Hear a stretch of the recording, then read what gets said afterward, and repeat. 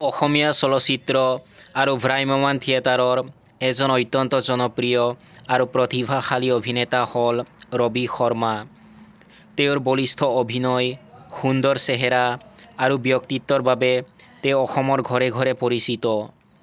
কেৱল এজন অভিনেতা হিচাপেই নহয়, এজন সমাজকৰ্মী আৰু স্পষ্টবাদী ব্যক্তি হিচাপেও অসমৰ ৰাজহুৱা জীৱনত তেওঁৰ এক সুকীয়া স্থান আছে। ৰবি শৰ্মাৰ জন্ম হৈছিল 1972 চনৰ 19 ছেপ্টেম্বৰত অসমৰ গুৱাহাটীত। তেওঁৰ পিতৃৰ নাম দিলীপ শৰ্মা আৰু মাতৃৰ নাম বন্দনা শৰ্মা। তেখেতে DAV স্কুল আৰু ফেকাল্টি হাইস্কুলৰ পৰা স্কুলীয়া শিক্ষা গ্ৰহণ কৰি কটন মহাবিদ্যালয়ৰ পৰা উচ্চতৰ মাধ্যমিকৰ শিক্ষা গ্ৰহণ কৰে। তাৰ পিছত তেখেতে আৰ্য বিদ্যাপীঠ মহাবিদ্যালয়ৰ পৰা স্নাতক ডিগ্ৰী লাভ কৰে। তেওঁৰ মাতৃ বন্দনা শৰ্মাও এগৰাকী অভিনেত্ৰী আছিল। তেওঁৰ পত্নীৰ নাম মৈত্ৰেয়ী প্ৰিয়দৰ্শিনী। তেওঁলোকৰ 2টি সন্তান আছে। ৰবি শৰ্মাই 2000 চনত মুক্তিপ্ৰাপ্ত মুনীন বৰুৱাৰ পৰিচালিত কালজয়ী অসমীয়া চলচ্চিত্ৰ হিয়া দিয়া নিয়াৰ জৰিয়তে অভিনয় জগতত ভৰি দিয়ে। এই ছবিখনৰ বিপুল সফলতাই ৰবি শৰ্মাক নিশাৰ ভিতৰতে এজন ছুপাৰষ্টাৰলৈ ৰূপান্তৰিত কৰে। এই ছবিখনত তেওঁৰ অভিনয় আৰু ৰোমান্টিক লুক দৰ্শকে বহুলভাৱে আদৰি লৈছিল। হিয়া দিয়া নিয়াৰ পাছত তেওঁ একেৰাহে বহুকেইখন হিট ছবি উপহাৰ দিয়ে।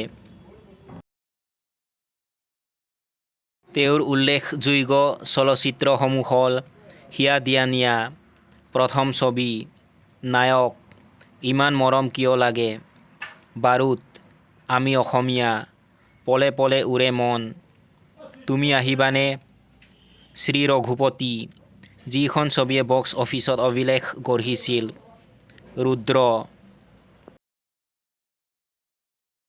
চলচ্চিত্ৰৰ সমান্তৰালকৈ ৰবি শৰ্মাই অসমৰ জনপ্ৰিয় ভ্ৰাম্যমাণ থিয়েটাৰ জগততো এক চমকপ্ৰদ যাত্ৰা আৰম্ভ কৰিছিল।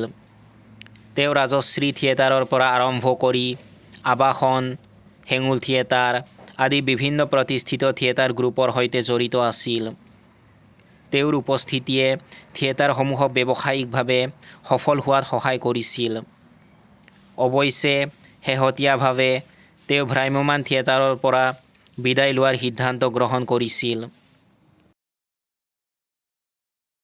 ৰবি শৰ্মাই 2019 চনৰ 2 আগষ্টত ভাৰতীয় জনতা পাৰ্টীত যোগদান কৰিছিল।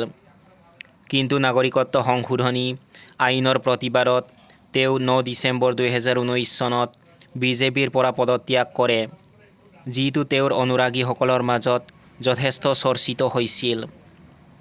ৰবি শৰ্মা কেৱল এজন অভিনেতা নহয়, তেওঁ এগৰাকী ফিটনেছ সচেতন ব্যক্তি। তেওঁৰ শ্ৰী ৰঘুপতি ছবিখনৰ সফলতাৰ পাছত তেওঁক পুনৰ এজন একশ্যন ছুপাৰষ্টাৰ হিচাপে গণ্য কৰা হয়। তেওঁ যুৱ প্ৰজন্মক সুস্থ জীৱনশৈলী গ্ৰহণ কৰিবলৈ অনুপ্ৰাণিত কৰে।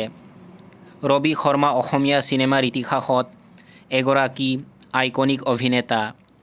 2 দশকৰো অধিক সময় ধৰি তেওঁ দৰ্শকক মনোৰঞ্জন প্ৰদান কৰি আহিছে আৰু নিজৰ প্ৰতিভাৰ দ্বাৰা অসমীয়া চলচ্চিত্ৰ উদ্যোগক চহকী কৰিছে।